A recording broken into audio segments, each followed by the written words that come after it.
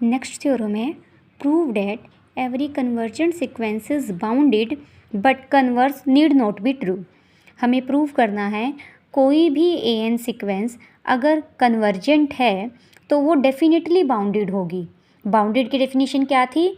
मुझे कोई एक स्मॉल k मिलेगा कि सीक्वेंस की सारी टर्म्स उससे बड़ी होंगी, और कोई एक कैपिटल K मिलेगा कि सीक्वेंस की सारी टर्म्स उससे छोटी होंगी। यानी रियल लाइन पर दो बाउंड्स मिल जाएंगे कि सीक्वेंस की सारी टर्म उन दोनों के बीच में ही लाई करेंगी। हमें क्या प्रूव करना है?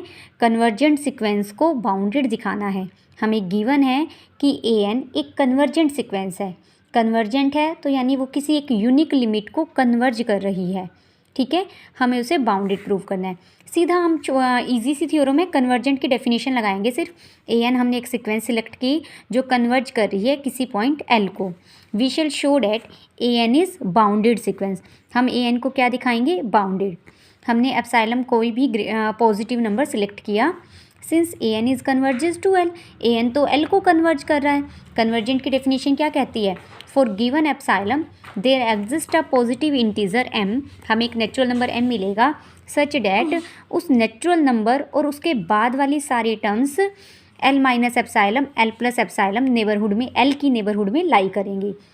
यानी देखो, कुछ m से पहले वाली टर्म 1 से लेकर m-1 टर्म्स तो हमें पता नहीं कि कहाँ लाई कर रही है रियल लाइन पर, लेकिन उसके बाद वाली सारी टर्म्स इस इंटरवल में लाई कर रही हैं।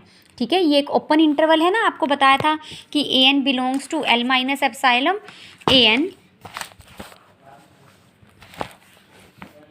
an belongs to l minus epsilon comma l plus epsilon, यानी एक for all n greater than equal to m, for all n greater than equal to m। ठीक है, m और m के बाद वाले सारे नेचुरल नंबर के लिए सीक्वेंस की टर्म्स इसी इंटरवल के बीच में लाई कर रही है। देखिए, इसे रियल लाइन पर समझते हैं। मान लीजिए ये मेरा पॉइंट l है।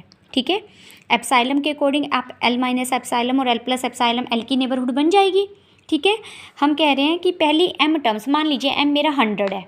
ठीक है, पहली 100 टर्म्स तो पहली 99 टर्म्स तो मुझे पता नहीं कहाँ है, लेकिन 100वीं टर्म और उसके बाद वाली सारी टर्म सीक्वेंस में कितनी टर्म्स होती हैं? इनफाइनाइट।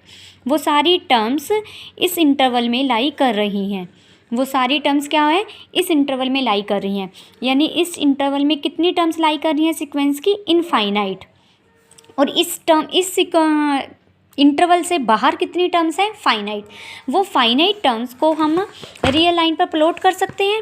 मान लीजिए वो 99 टर्म्स है, मैं प्लॉट करना चाहूँ तो कहीं ना कहीं तो वो प्लॉट होंगी ना, उनकी वैल्यू के अकॉर्डिंग जो भी उनकी वैल्यू गिवन होगी आप उन्हें प्लॉट कर लेंगे। ठीक है, अगर वो फाइनाइट हैं तो डेफिनेटली वो 99 कहीं तो एंड होगा, यहाँ मिल गई, यहाँ मिल गई, यहाँ मिल गई।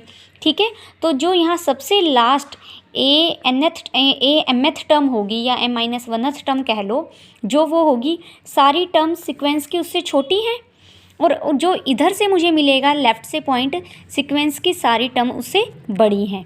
ठीक है, तो हम वही चीज़ कर रहे हैं। मैंने एक t सिलेक्ट किया। t क्या है? पहली m-1 टर्म्स और l माइनस एप्सिलॉन के से का मिनिमम। ठीक है, और कैपिटल T क्या है? मैक्सिमम है a1 a2 am-1 coma l plus epsilon का। ठीक है, तो हमने कैपिटल T इसे बोल दिया और स्मॉल t इसे बोल दिया, जो भी हमारी रियल लाइन पर लास्ट हमें पॉइंट्स मिलेंगे। ठीक है, तो यानी सीक्वेंस की सारी terms for all, her natural number के लिए, 1 से लेकर इन्फिनिटी तक के सब नेचुरल नंबर्स के लिए सीक्वेंस की हर टर्म इन दोनों के बीच में होगी। अगर मुझे रियल लाइन पर दो बाउंड्स मिल जाएं कि सीक्वेंस की सारी टर्म उनके बीच में लाई कर रहे हैं, यही तो सीक्वेंस की बाउंडनेस की डेफिनेशन है। सीक्वेंस कैसी हो गई? बाउंडेड। ठीक है, लेकिन इसका कन्वर्स ट्रू नहीं है। यानी अब हम लेकर चलेंगे एक सीक्वेंस बाउंडेड है। ठीक है, वो सीक्वेंस बाउंडेड तो है बट वो कन्वर्ज नहीं कर रही, कन्वर्जेंट नहीं है। बाउंडेड तो है पर कन्वर्जेंट नहीं है। इसका एक बहुत सीधा सा एग्जांपल लिया हमने। an सीक्वेंस उठाई -1⁻n, या n-1 उठा सकते हैं आप, -1⁻n लेंगे तो भी काम चल जाएगा। सीक्वेंस क्या बनेगी? अगर -1⁻n लेते हैं तो -1 1 -1 1, ये सीक्वेंस बन जाएगी। तो सीक्वेंस की सारी टर्म्स an यहाँ है, सीक्वेंस की सारी टर्म -1 और 1 के बीच में है। ठीक है, लेकिन ये सीक्वेंस किसी एक पॉइंट को कन्वर्ज नहीं कर रही। इनफाइनेटली मैनी टाइम्स ये 1 के नियर आ रही है, इनफाइनेटली मैनी टाइम्स ये -1 के नियर आ रही है। तो सीक्वेंस बाउंडेड तो है बट कन्वर्जेंट नहीं है।